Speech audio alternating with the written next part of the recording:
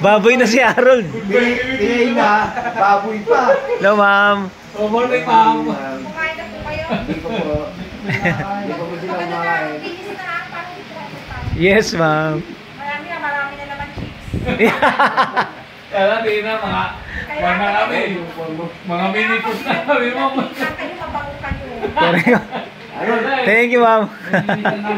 Mabuhayan kami ng pag-asa, ma'am, pag may mga baby dito eh. Gusto ko na isang tabong alcohol. Ano na yan? Bubuo sa kanya isang tabong alcohol dyan. Idol. Linisip niyo. Uy, ano naman, linisip ka lah.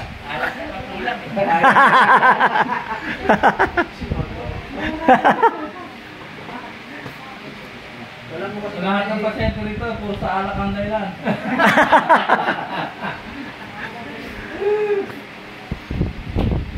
Dugang baboy. Dito ka kami lang pasyente na masaya pa. Pasyente na, masaya pa eh, no? Putang ina yan. Ay, kung naputulang kaya, no? Nakakatawa pa kaya yun. Oh, yun lang, oh. Dahil, ano eh, at least buhay pa siya.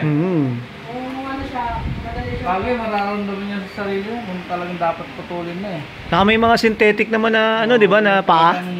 Masakit na yung paa niya talaga, hindi nakakatiis. Ang mahal doon yung kakabitan ng bakal. Yung tuhod mo.